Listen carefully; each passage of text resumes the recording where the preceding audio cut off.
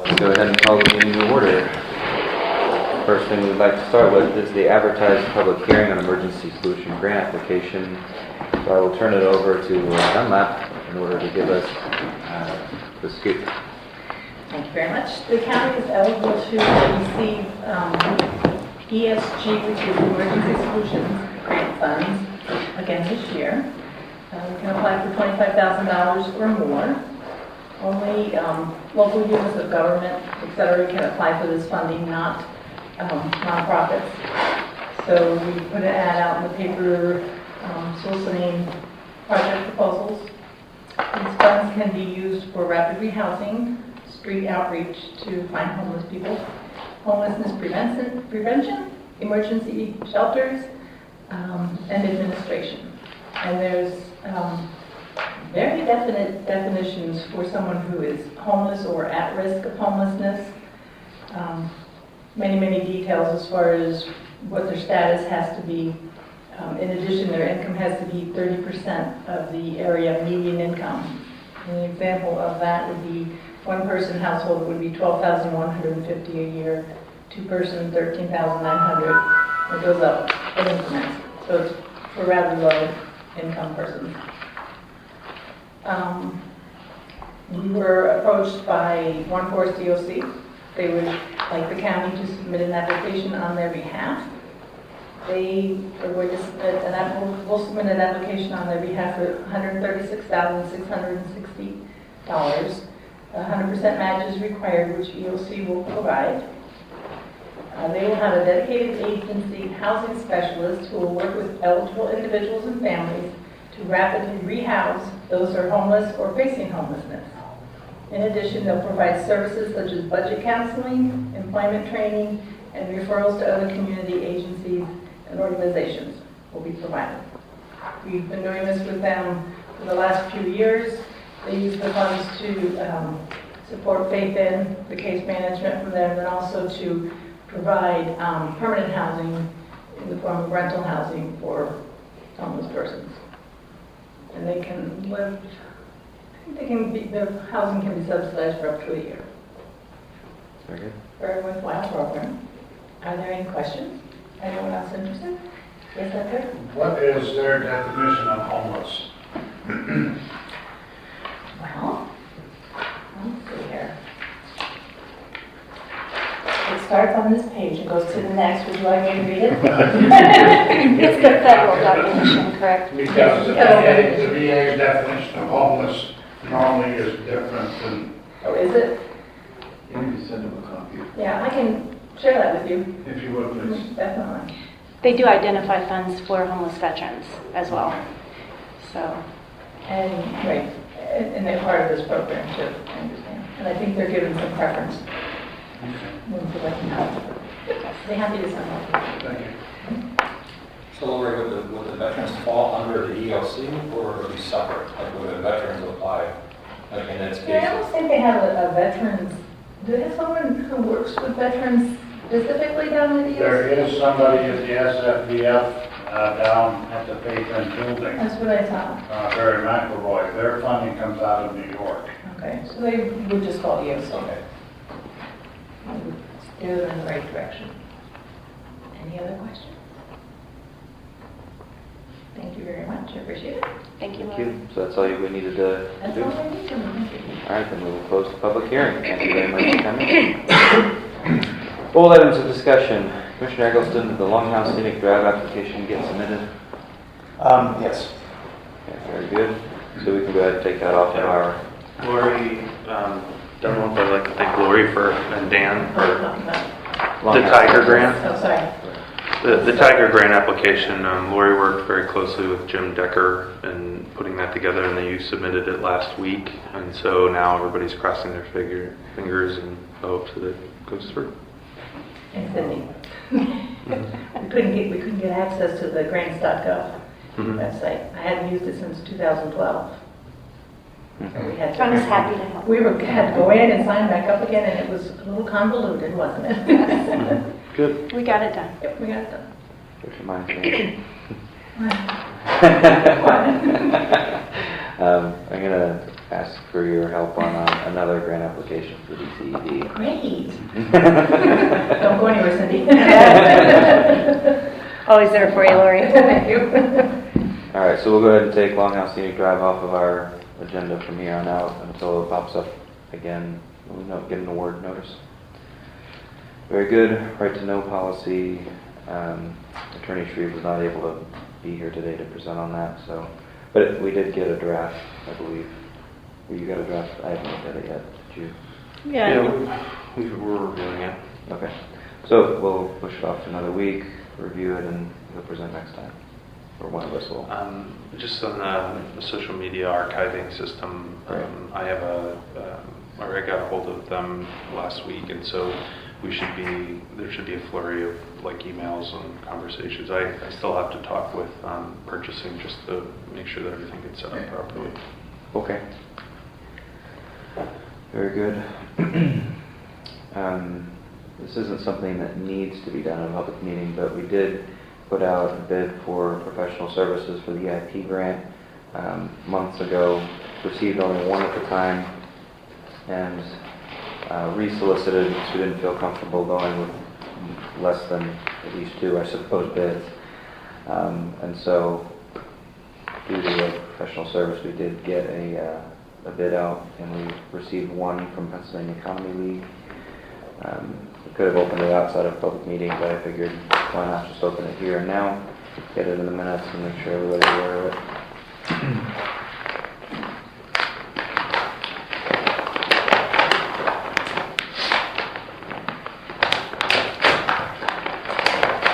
No handicap. I was going to say I pulled out a knife, but Not allowed to have that.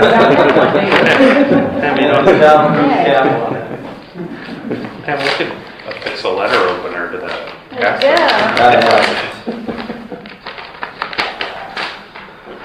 Okay.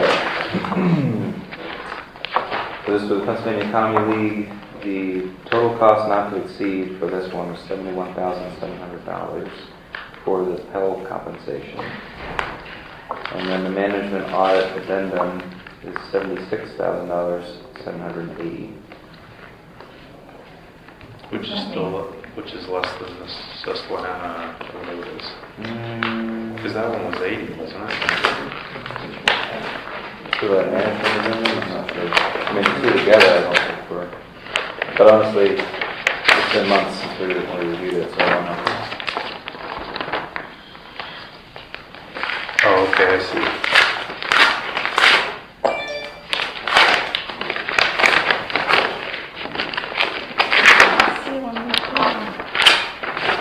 Now, this is just the technical. That was the cost proposal, this would be the technical proposal.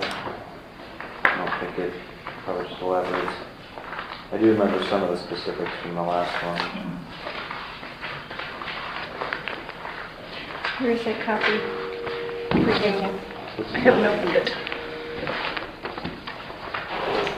Oh, here's the breakdown. Oh, that just divides up the scope of work. It doesn't specify what amount of money goes to what. Make sure you get the proposal down to planning zone.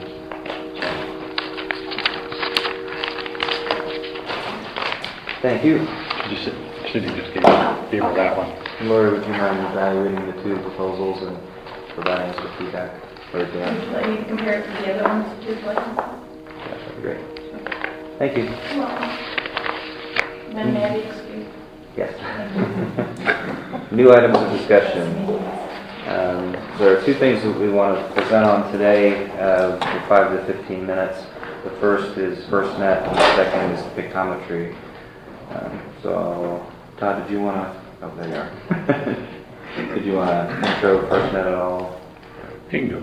Okay. If you want to, I don't know, I have a little slide deck on the history and stuff, I don't know if Can you you want me email it to to me? email it to you? Yeah. Actually, why don't, Commissioner Morrison, did you want to go first, and then we'll Sure. choose- I'll get you the email address. All right, for the last few months, I've been working with Karen, our chief assessor, and with our fiscal director, Judy Alba, and several of the other directors in the county, Dan Glotz, Planning and Zoning, Todd Lake with E9 or 911 and Emergency Management. And we sat down with a representative from Eagleview who offers a Pictometry program. And I've prepared a statement here. I just as soon read it so I don't leave anything out. Over the last few months, I've been working together with our Chief Assessor, Karen Beardsley, and Fiscal Director, Judy Albaugh, on a program called Pictometry, which is an oblique aerial imagery for our county. We have met numerous times with Steve Benner, a representative of the company Eagleview. Many county directors, commissioners, and other staff, county staff, were provided with an in-depth review of the program and its many benefits. I've invited the few county directors that I feel would benefit most from this program here today. And they can share their thoughts after I complete this. I'd like to share with you a summary of Eagleview taken from their webpage. Eagleview is an unparalleled provider of pictometry aerial imagery, data analytics, property data, and GIS solutions for local and federal government agencies, including assessment, public safety, and GIS, as well as construction, insurance, solar, and energy infrastructure industries. Eagleview provides access to its orthogonal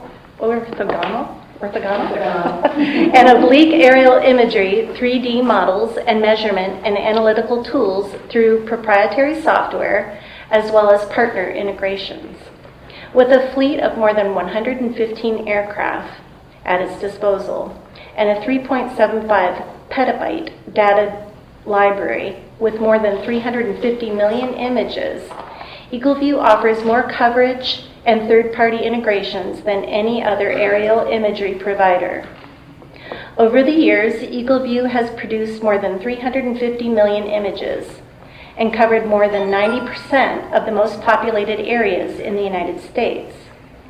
Altogether, more than 1,440 cities, counties, and municipalities rely on pictometry imagery in their local government offices. Eagleview provides agencies the data they need to save time and money and reduce exposure to risk. Pictometry is oblique imagery taken at an angle, rather than straight down, providing a more natural and intuitive perspective. This approach provides much more information than traditional straight-down photography. Of the 67 counties in Pennsylvania, pictometry is being used by 50 of those counties. This program will offer a wide range of benefits for key county services, such as our assessment office, by providing imagery to help assure the safety of assessment staff working in the field, by identifying natural properties such as fencing, gates, or a remote or potentially unsafe area. It will also assist the departments in its efficiencies, assist in evaluating structures not accessible in the field, with identification of new construction that has not yet been appraised. For public safety, emergency response, and 911, by providing critical situational awareness to first responders in the key characteristics of location and structures, such as truss roofs, building construction, and number of stories to the structure. It will also identify the presence and location of hazards, such as fuel tanks. The imagery will support more accurate 911 response through more accurate 911 addressing, and also provide the opportunity of event response pre-planning. For public safety, law enforcement, our sheriff's office, by providing critical situational awareness to law enforcement personnel with locations and structures, such as locations of windows, doors, fences, gates, and outbuildings. Terrain hazards will be noted to officers in pursuit, on foot, of any dangers that they may encounter. Human services, by providing assurance of safety for the human services providers working in the field by identifying location and the general nature of home visit locations, such as is the home isolated or in a difficult to access area. Economic development and planning and zoning, by providing imagery useful for marketing of facilities and locations. And Dan can speak to this a little more in depth after I'm done. Tax claim by providing imagery useful for identification of properties for posting and also to assist the public when making inquiries on properties for tax sale and properties on repository. This is a list of the various departments within the county that will directly benefit from Pictometry. However, our municipalities in the county, our school district, and other nonprofit agencies will also have access to utilize the benefits Pictometry offers. There are two options to choose from, and I am proposing the county consider the mapping grade option with the change finder. The mapping grade option is the finest quality and is exactly what the name implies. It is of a mapping grade. The resolution of the oblique photos are seamless and present the best option for mapping. This option would eliminate potential for error with the exceptional high quality and would benefit the county with less labor-intensive construction, which would be encountered with the lower quality visualization grade option. And I think Karen will speak to that. Change Finder is an add-on that will provide our assessment office with a unique tool to easily identify properties that are not currently on the county tax rolls. This feature is available with either option, the visualization grade or the mapping. As for funding the project, the county fiscal director and I have been crunching the numbers for a while and have been able to pull together resources from a number of areas, and those are 911 has pledged $35,000 toward the project. Our Records Improvement Committee, I requested a meeting of the Records Improvement Committee last Wednesday, and at the meeting I presented Pictometry and the options available, and they voted unanimously to recommend to this Board of Commissioners that they fund $60,000 for the commissioners to approve. Act 13 funding.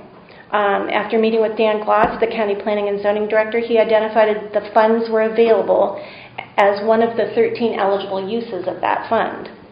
And so he believes we could have $70,000 from that fund. There's an ARC payment, which I won't get into, but we came in $50,000 under budget. Am I correct on that? All right. And then we have a payment in lieu of taxes from the federal government. We received an additional $25,000 of revenue this year. With the combined funding sources, we know we can pay for the project. Additionally, the payment terms have been broken down to a 3-year payment plan to assist with payment. The cost proposals provided for the first flyover using the mapping grade option is as follows. For the first flight of all of Warren County, $181,285. However, I did make a phone call to Steve Benner again today and was able to edge off another $4,400 from the cost. So he gave me the cost now of $176,885. The change finder, which is available for each option, is, I believe, what makes this a really significant tool and a real value for the county, is an additional $23,910.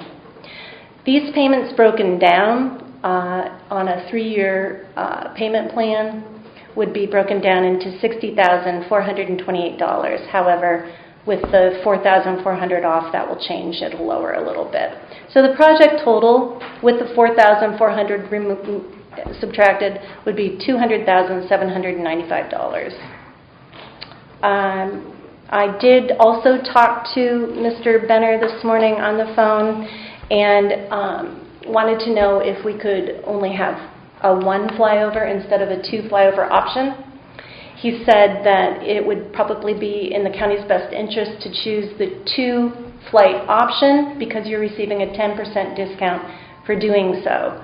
However, he said, I said, well, I'm not so certain that in 2 or 3 years we would be ready for that. You know, could we extend the time frame? He said, you can, but also we will include for you, because you're asking, an escape clause. So they're going to put an escape clause in the contract that says if we, for some reason, are unable to fund the project in 3 to 5 years, that we do not have to take the second flyover, so we can get out of that. So this is my presentation. I'd like to turn it over to the directors to speak to the benefits of the project for their offices. Go ahead, Jay. I can see several advantages to this type of a project. Although the GIS is housed in the assessment office, my department uses a lot of the GIS features that are out there. With this type of photography, it would allow assessment to produce much more accurate mapping, and you would also have the buildings and so forth mapped or available as a layer in the system. As everyone is well aware, we've just recently gone through the implementation of new effective floodplain mapping for the county. It's much more accurate. Laying these boundaries into a system like this would make determinations of floodplain determinations much more efficient as well as accurate. There are a number of layers that could be created out of this. Some of the economic development tools that the county uses is a program called LERTA, Local Economic Revitalization Tax Assistance. And these are tools that are out there to encourage redevelopment of properties. Having these LERTA districts mapped into the GIS system would make it much simpler to determine whether or not properties are eligible, and the determination has to be made at the time of permitting so it is able to follow through the assessment tracking correctly. We oftentimes receive phone calls from developers looking for properties that meet certain features. It could be public sewer, public water, electricity, minimum electricity requirements, natural gas, whether or not the property is an industrially zoned property, or other features that they may be interested in. Utilizing this kind of technology, it's just a matter of querying the system to determine which properties out there will be available for a proposed development, streamlining that piece of it as well. So there are a number of uses. Public safety too, but I just let Todd speak to that. But these are just some of the things that I see as of value to the planning department. And then I mentioned ag security areas as being mapped as well. Thank you. Todd? Karen? Okay, Karen, go ahead. Oh, well, we put on the other hat, even though this program is just so significant for so many departments within the county. I can't really imagine a desk in the county that really this isn't going to be on, or somebody isn't going to want it to be on for one reason or another. Assessment, because it's what we do.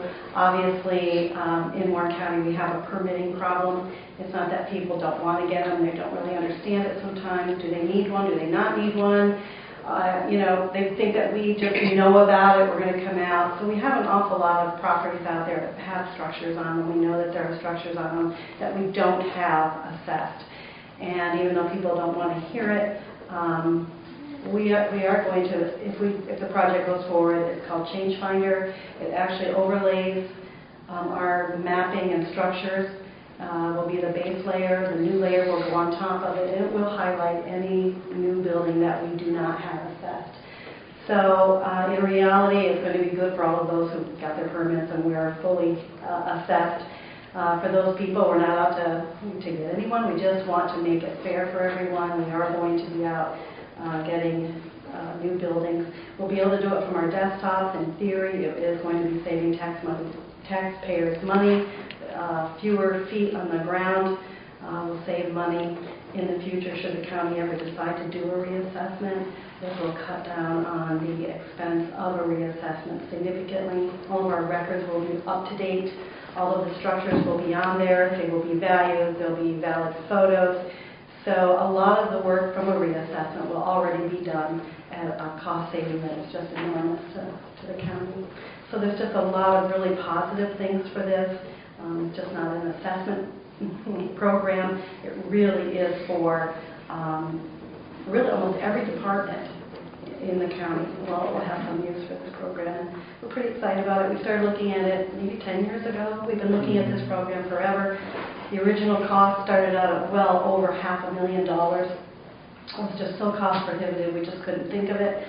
And with the technology increases, they're just getting so much better at what they're doing. I mean, the cost now is well within reach of most counties. And that's why you'll see that there's 50 counties that are using it. So we're kind of jumping on the bandwagon at the last minute, but it's kind of an exciting program for everybody. The timing was optimal because several of our bordering counties are participating in the flyover. So it was an optimum time for us to consider this. What caused the price to drop so significantly? I just think their technology is getting much better. And not only that, there's a lot more counties. Erie's very heavily involved in it. And as you come down the western part of the state, all of the counties are involved in it. And so we're just kind of, since they're flying anyway, they can come and do us at a much better price than they can. But the technology is wonderful. If the program gets approved, they'll start flying in February or March. And about 2 days after they start flying, we're going to have the pictures. So we're going to have access to see how it's going and look at the project that quickly. Will the snow have anything? Well, no. Well, they want the leaves to be off, obviously. Yeah. He thinks they'll probably do more if they do it like in April. So snow, yes, that's not really our concern. Our concern are leaves. If you look at Google Earth. Yeah, it's all covered. Yeah, you can't see anything. Yeah. I do want to mention that, a lot of projects that we take on in the county, are definitely helpful to many offices, but this is potential to generate revenue. So, right. We think that within 2 years, we're optimistic to think within the first year, about 2 years to 3 years, that this program, with the increases in the buildings and assessments, that it will actually pay for itself. So we're really optimistic on that. all right. On the public safety side of it, it's just a huge. I can't even imagine that needs done and the safety it's going to help. It's like I said, in the past, back the pictures that we have that we use on 911 now were taken back in 2003. So we're talking 14 years ago. So right now, if there's a 911 call at Walmart or Lowe's or anywhere up in that plaza, when it populates, guess where it populates? If you look at the map, and there's a field. And it's just... And I look back at some of the records, and when that was purchased, it was purchased with some grant funding through 911 back then. It was over $300,000.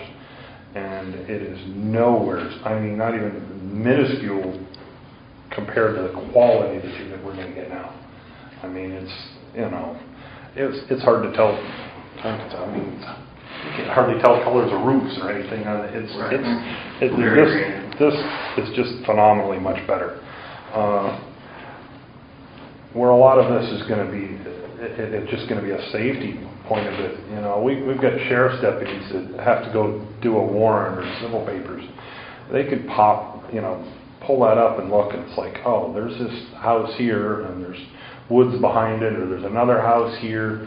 They can look and have a plan in their head. It's like, well, we think this guy's going to run or whatever. They could already, let's have a couple extra deputies, come back on this road or whatever, and any of that. And then the availability for the local police departments to be able to, have a viewer, even the state police to have a viewer.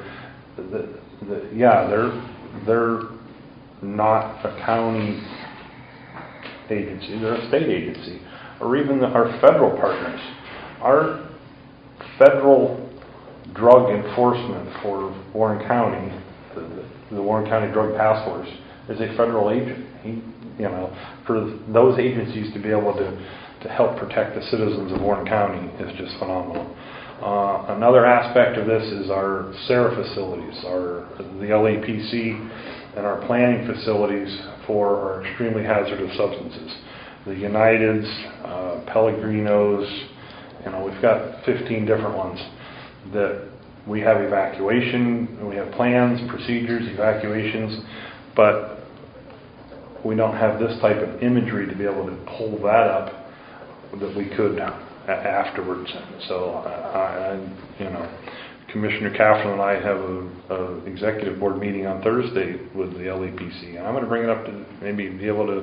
There's not a lot of money there in Act 165, but a few $1,000s is a few $1,000s. It's a huge it can be a huge safety thing to them, because when you start talking about evacuations, a 1 mile evacuation or 5 mile evacuations, depending on the facilities, what are you looking at? What do we, so it's just a big, and next gen, you heard next gen 911. It was 911, and then it was E911, now it's NG911, next gen 911. And even, our FirstNet partners are going to be talking about that in a minute. Everything is concentric on GIS. A pinpoint in that map is, and being able to look at the different layers, turning on or off layers, looking at that map, looking at, and this is just a very, very integral part of it. And like I said, it was, the last time we got a price was astronomical, and Jerry Jesperson, we talked about it, and there just wasn't the money anywhere to do this, and but we need to do it. One of the nice things about this type of technology too is it won't be long before our surveyors are submitting surveys electronically that have the GIS or GPS coordinates in it, and so mapping to be able to drop that proposed or newly approved lot right into the map based on those coordinates, make it much more accurate on tax mapping. Very good. Thank you. Judy, do you have anything to add on the financial end? Okay. I did want to add that when I first went to my first CCAP conference in Hershey, I sat down with a person who does pictometry. And I was sitting there next to him in the lobby, and he asked me my name, and told him I was county commissioner from Warren. And he said, "When's the last time you did a reassessment in your county?" And I told him, and he said, I'm a flyer. I fly. I do pictometry. And have you ever heard of that? And he started explaining it to me, and it just seemed like a real positive solution for our county at the time. So I'm encouraged by this opportunity. So. Well, thank you very much for driving this project. Anyone else have public comment? Is it like a public terminal set up down there for people to use? Or it's sort of We really haven't gotten that far yet. It's driven from your browser. Yeah. Oh, okay. You just sign on your browser. Yeah. Okay. But we're, Options available. yeah. And actually we talked about it. I think Phil was a person from the public come in and wanted There will be different options. There will be someone identified as the point of contact. Look right in, and I mean, that's, Mm-hmm. okay. Any other questions? Mr. Abel?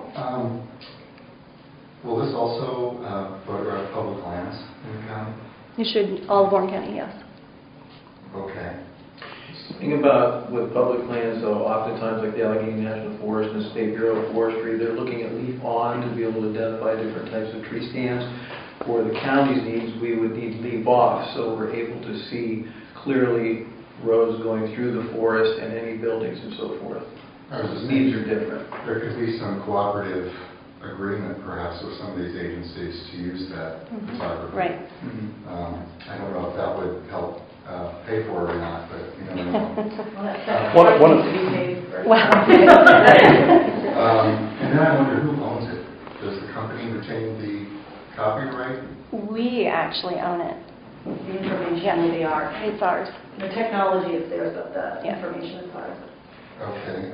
And do we know the resolution just offhand? I Is it comparable to, say, Google Maps or? It's better. It's better, much better, much better. Okay, so I'm just wondering, that brings up the issue of privacy.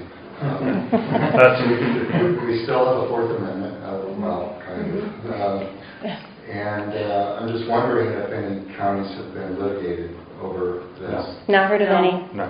No The litigation. guy brought that up, and that's one of the things that I brought up at the township meeting today, this morning, and let them know that even though these images are so much clearer and better than what they've ever been, they still are not to the point of face recognition.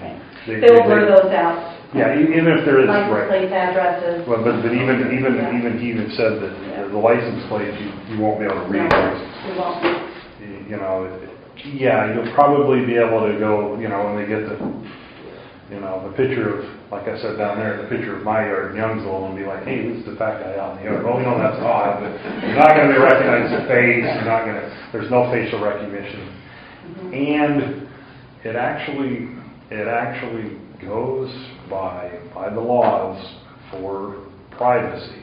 When you start doing the stuff like with drones and things like that, airspace is controlled by the FAA, and the definition of airspace is you leave the ground, and without there being any premise of privacy.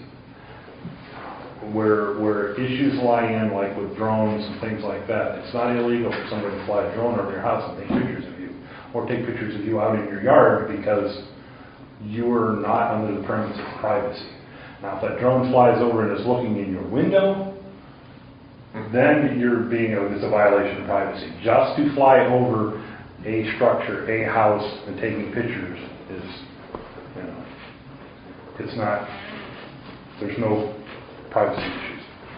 So would this photography be admissible as evidence if there was an indication of a crime being committed? I'm just...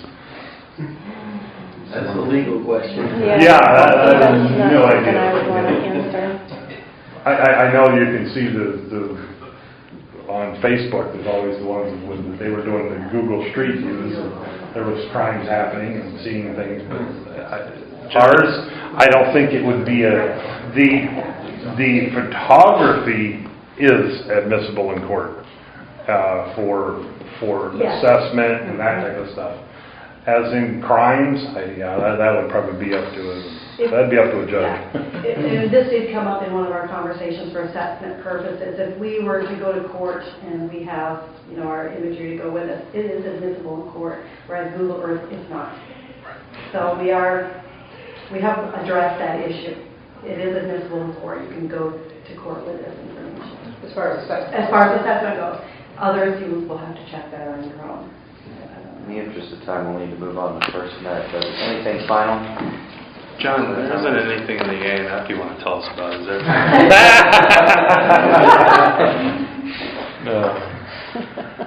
All right, Christian? Yes, sir. Thank you. I appreciate everyone having me here today.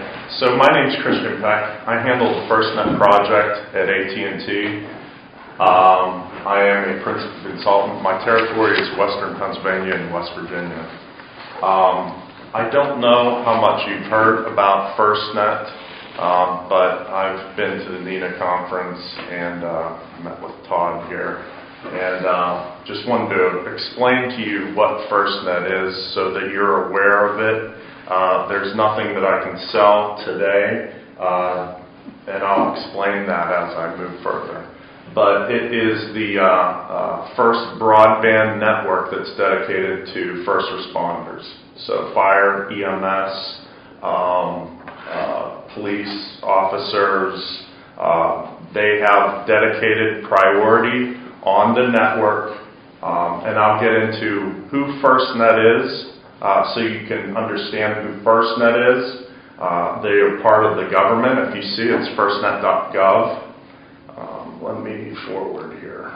Let's see how you forward. Okay, so the 9/11 Commission report said that after 9/11, before they decommissioned the 9/11 they said that public responders, first responders, need to have priority on their network. Right now, so for example, our friends in Puerto Rico, when that cell phone tower goes live, everybody is going to be going on that cell phone tower. So if the capacity of that tower is 100 people on it, and if I don't have priority on that network, then I am fighting, the ambulance is fighting with the same person that's looking at Facebook or calling their mother, if that makes sense to you.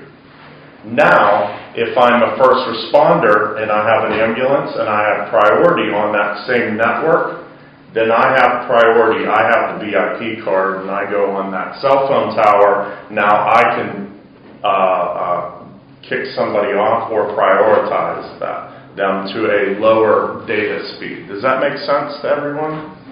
So 9/11 Commission wrote that into this. These are all the people that are supporting the D block allocation, and Todd might know a little bit about the D block. But so FirstNet was born, written into law. You see in February of 2012. There's 15 board members.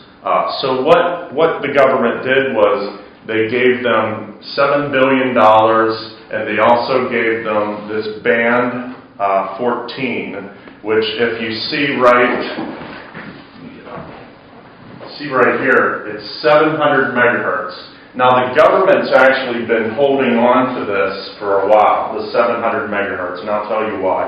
I'll explain the reason why it's so good, that 700 megahertz. One, it's a lower frequency, so it's like this. Lower frequencies penetrate buildings better, and they also travel out farther from the cell phone tower. So imagine if you're listening to, if you hear somebody that's driving around that has their music turned up, what do you hear first? You hear the bass first before you hear the treble. Treble is a higher frequency, bass is at a lower frequency. So they've deemed that the 700 megahertz is prime real estate. So FirstNet got this. This is what FirstNet was given. This isn't AT&T yet. So they were given $7 billion and said, make this happen. Well, $7 billion is not going to build you a network, nationwide network at least. It's going to maybe do a couple states at the most. So they needed to go out and release an RFP and partner with a strategic partner. Oops, sorry about that. So their main goal, FirstNet, was to ensure the building, deployment, and operation of a nationwide public safety and broadband network. They are actually, were enacted by Congress. So they go each year to Congress. If something happens to the network, they have to report to Congress.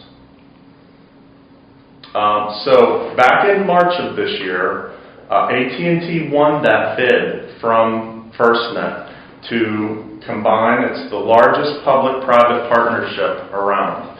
And FirstNet has to be totally reliant on themselves. So they get that funding from, an AT&T phone. So basically what I do is I set up a chief of police or somebody like that on there, and they're paying for that. So that monthly payment is actually going to FirstNet and AT&T. The reason why they chose AT&T was simple. The $180 billion infrastructure, technology innovation, the mass, now if I'm a first responder and I have my iPhone, now I'm going to get priority on this device, which is a lot simpler than what they're doing now is paying $4,000 at least for a walkie-talkie phone. So it's secure, we have the expertise. Let's go on. So here's the deal. So each state, each governor in the states has to either decide, is this for me? Is this FirstNet? They have to use FirstNet, but do they want to opt into the FirstNet AT&T bid? Or do they want to opt out of it and create their own? If you see what that means, opting out means that the state or territory is responsible for deploying, operating, maintaining, and improving the radio network. So they would actually, if Pennsylvania opts out, they have to build and maintain that network and sell that network to each first responder. Versus opting in, if you opt into the AT&T network. There's no cost to the taxpayer for deploying the network. Network's already there. And then, oh, by the way, AT&T has to go to the governor, or they actually enacted a SPOC, a single point of contact. And you might know who I'm talking about is Major Stackhouse. Major Stackhouse is that single point of contact for the government. She either decides we're going to opt in or we're going to opt out. So she's going through it. So I mentioned to you I have Western Pennsylvania and I have West Virginia. West Virginia has opted in, and oh, by the way, 28 states have opted in so far. We've given the governor 90 days to decide whether you're opting in or opting out. The final date of that is December 28th. That's whenever you decide either we're opting in or we're opting out. If you don't say anything, that's an automatic opt-in to build the network. Do you see anybody that actually opted out? Yes. Really? Yeah. And I'll get into that. So I think New Hampshire may opt out just because coverage there is an issue with AT&T. And let me take a step back. With FirstNet, if you don't have coverage, you don't have to use this. There's no law that says you have to use this, especially in Warren County where I was just traveling on 27 and I didn't have cell phone service for a long period of time. So if there's somebody else that's better, if I'm sitting right next to a T-Mobile tower and I get best coverage, God bless me, then I stay with them. However, we as AT&T and FirstNet have to give you at least a reason to switch over. So I'm going to kind of get into that here in a moment. So here's all the states I said that, and actually this one's a week old. Minnesota just opted in. Alabama just opted in.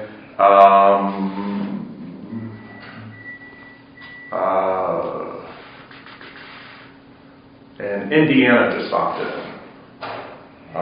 So these are all the states so far as of last week that have opted in, but again, there's a few that did not.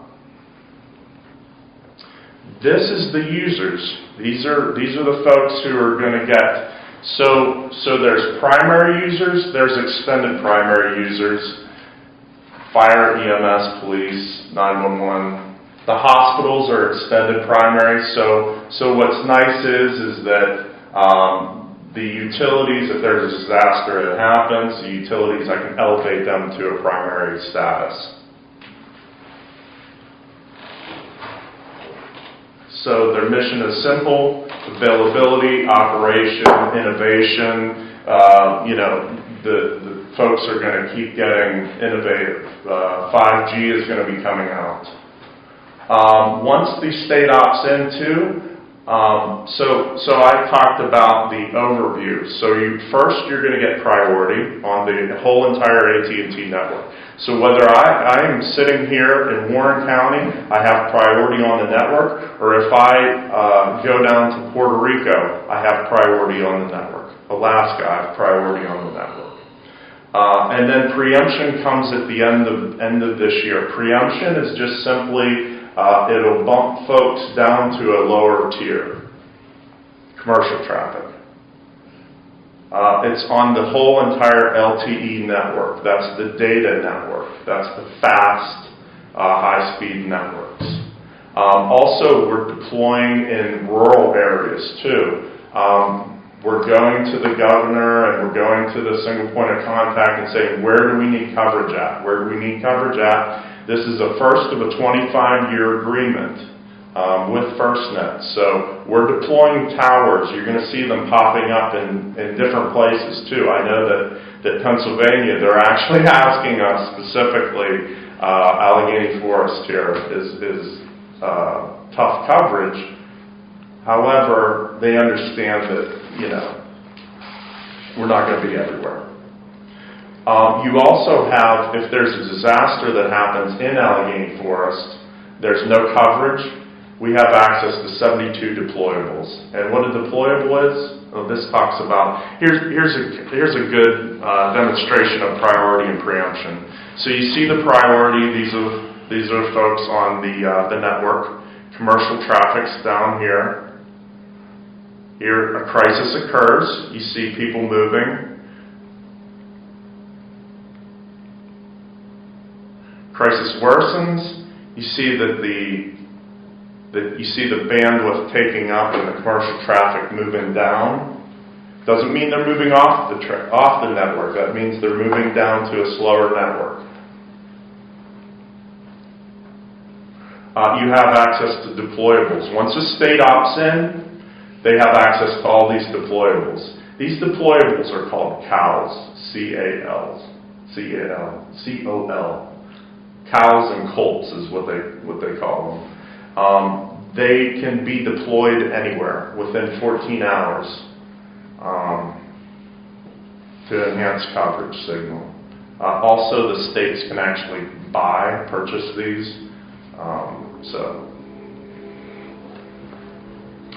There's going to be an app store too. So they already released the app store for FirstNet. So if you have a FirstNet phone, you actually have access to the FirstNet app store. So the app store is simple. If I have a homegrown app and I'm a Philadelphia first responder and we have this homegrown app now, other people can use it too. There's going to be an 800 number. There actually already is the 800 number for FirstNet folks. It's 24/7/365. There's 3 call centers here in the United States.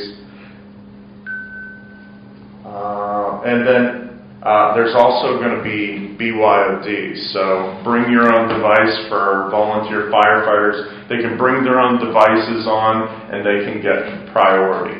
Now your chief is going to have to sign off on that. We're still working on that. That'll be up and running in 2018, at the beginning, first quarter of 2018. So if there are folks that want to bring their own devices that are first responder, volunteer firefighters, they can do that. And oh, by the way, they get national buying power too on FirstNet.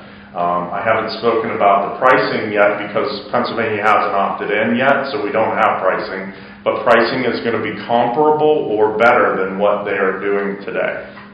And they're going to get priority services and a whole bunch of other features too. Christian, we've got another 5 to 10 minutes. I'll be done here in a minute. So this is just so each individual will, in the county, will have access to a portal. And they will, it's a developer portal, so they can actually move people in, take people out, whoever they want to. So I talked about the rate plans. Rate plans are going to be, again, feature-rich, flexible. We're looking at doing something like unlimited plans, in West Virginia, we have $40 for an unlimited data card plan. I think $50 for an unlimited everything on your phone plan. So it's very, very aggressive plans for everybody. Also, we have push to talk.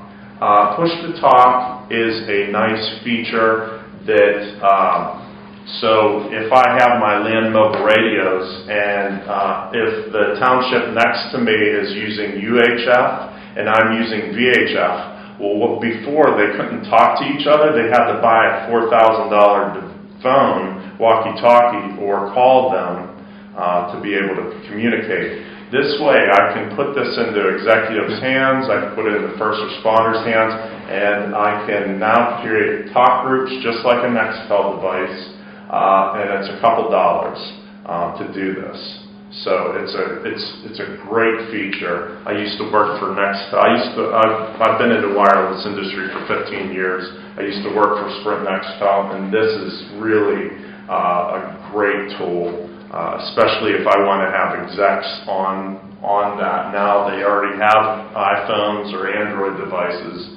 We can, put them on that.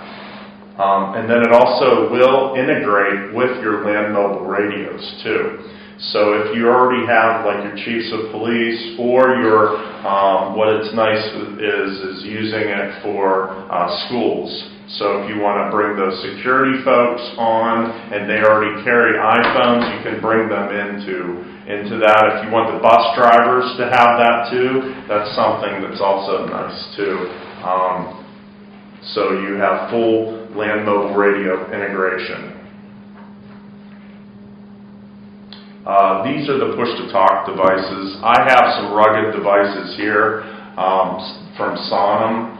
That are very rugged, that can be used for, fire, EMS. Actually, if you break this phone, Sonim will actually buy you another one, and there's a new one that's coming out next year, and they will actually upgrade you for free to it. I talked about the QPP, which is just the quality of service. So it's going to be on everything. This is the device ecosystem. So it's on, I'm going to give you priority. It's going to be on all your devices. You saw who was eligible for it. So a lot of these devices are already in police cruisers, ambulances. This is huge for them. Now ambulances that are, I've talked to EMS folks, they already have a lot of this equipment already in their ambulances. And wouldn't it be nice to take pictures of the individual out in the field and send it directly to the hospital so that they're prepared for it? This is something that they're already doing. Also, I wanted to mention too, FirstNet was given that 700 megahertz. That is actually being deployed over the next 4 years. The next 4 years is that 700 megahertz is going to be deployed. So each tower needs to be touched. But again, you're getting priority on the network right away.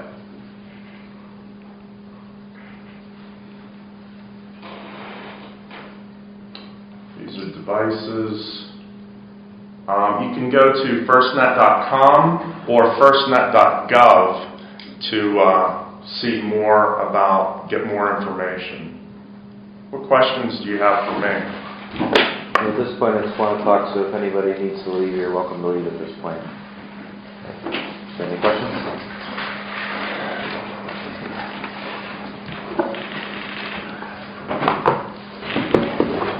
Yeah, I just want to play with toys. Here's a Kyocera. That one's a nice one.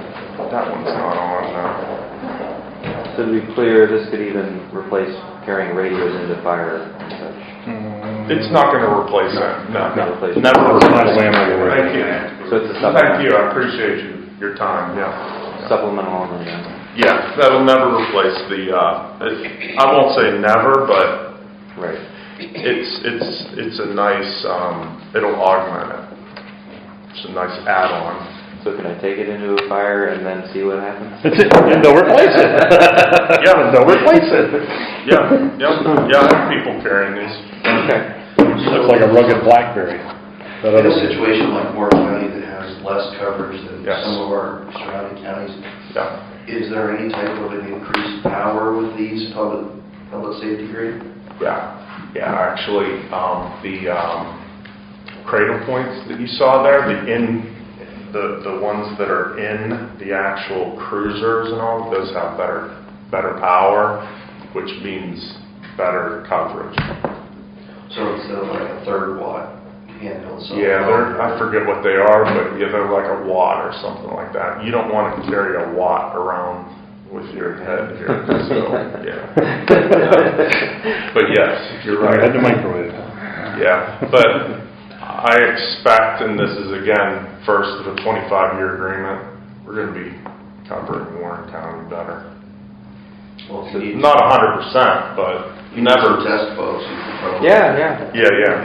So you'll be hearing more. I expect Pennsylvania to be opting in over the next. I would probably say by next month at this time they'll be opted in. I don't see them opting out, but anything can happen. But again, I don't see Major Stackhouse opting out. yeah. Every indication she's given to us is that she's opting in, but she needs to do her due diligence, make sure what's best for Pennsylvania. Okay.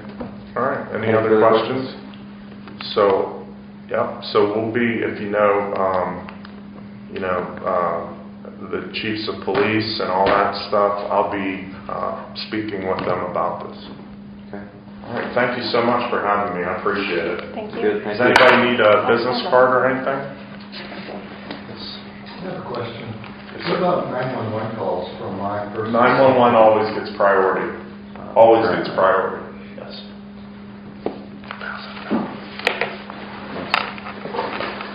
All right, it's past 1 o'clock. I don't really have anything that's pressing. I can't wait until next week, except one quick announcement, which is that RSVP deadline for the Salvation Army kickoff breakfast, which is November 2nd. The cutoff for the RSVP is this week. So if you need to RSVP for Salvation Army kettle kickoff, you can go to me, or you can preferably just call or stop in at Salvation Army, or go to the Salvation Army Facebook page for Warren and RSVP on that.